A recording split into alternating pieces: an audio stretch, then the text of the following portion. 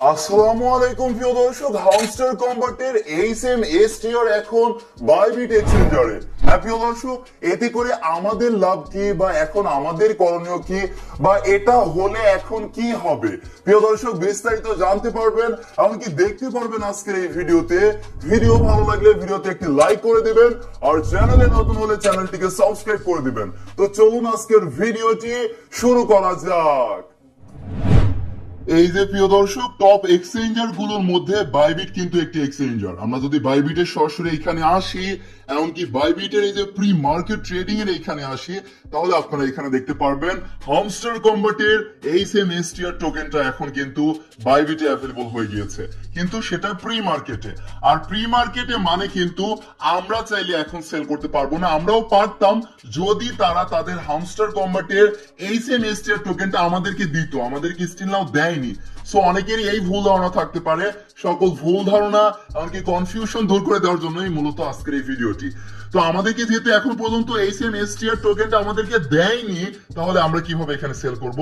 So এইটা গেল clear, আমরা এখানে সেল করতে পারবো না। আমরা তখনই পারবো যখন অফিসিয়াল ভাবে এটা লিস্টিং হবে, তখন আমাদেরকে যখন আবার এই সেম এসটিআর তাদের টোকেনটা দেওয়া হবে তখনই আমরা পারবো।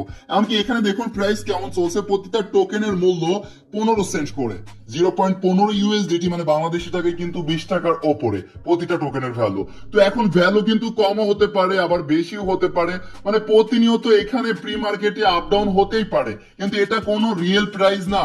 রিয়েল প্রাইস তখনই আমরা বুঝতে পারবো যখন অফিসিয়াল ভাবে লিস্টিং হবে, তখন আমরা পারবো। সো এটাতে আমরা সেল করতে পারবো না, এটা নিয়ে প্যারা নেওয়ার কোনো দরকার নেই বা আপনারা চিন্তিত হওয়ার দরকার নেই যে আমরা কিভাবে কি করবো, এখানে সেল করবো, এখানে আমাদের কোনো কাজ নেই। তাহলে এখন আমাদের লাভ কি হলো, বা এখন হচ্ছে এটা প্রি মার্কেটে লিস্টিং হয়ে আমাদের কি বা আমাদের লাভ কি হলো? প্রিয় দর্শক, আমাদের এইটা লাভ হলো, কারণ এইটা বুঝতে হবে এটা কিন্তু একটা বড় এক্সচেঞ্জার। এরকম অনেক বড় বড় এক্সচেঞ্জার আছে, তার মধ্যে বাইবিট হচ্ছে একটা এক্সচেঞ্জার। তো এরকম যত এক্সচেঞ্জারের প্রি মার্কেটে লিস্টিং হবে, হামস্টার কম্বাট বা হামস্টার প্রজেক্টটি আরো তত বেশি স্ট্রং হবে। এমনকি প্রিয় দর্শক, হামস্টার টোকেনের যে এইচএমএসটিআর যে টোকেনটা আছে, এটার ভ্যালু কিন্তু আরো আমরা বেশি পেতে পারি। কেন? কারণ প্রিয় দর্শক, এই প্রি মার্কেটে কিন্তু অনেক বড় বড় ট্রেডার আছে, এখানে টোকেন কিন্তু তারা বাই বা সেল করবে।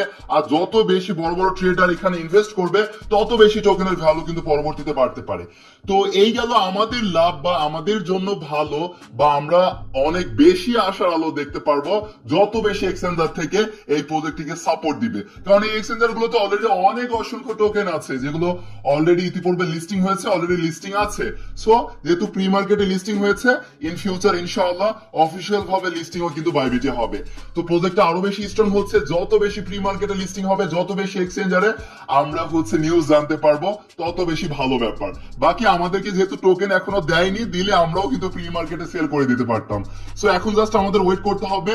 এটা নিয়ে অনেকে হয়তো কনফিউশনে ছিলেন, ভাই আমরা কিভাবে এখন বিক্রি করব বা কিভাবে কি করবো। আমরা এখনো পারবো না, যখন অফিসিয়াল ভাবে লিস্টিং হবে বা স্পোর্ট ট্রেডিং চলবে, তখন কিন্তু আমরা এটা সেল করতে পারবো। যখন সেল করতে পারবো বা আরো নতুন আপডেট যখন আসবে, ভিডিও আসবে, দেখা হয়ে যাবে নতুন কোনো ভিডিওতে, নতুন কোনো আপডেট ইনশাআল্লাহ।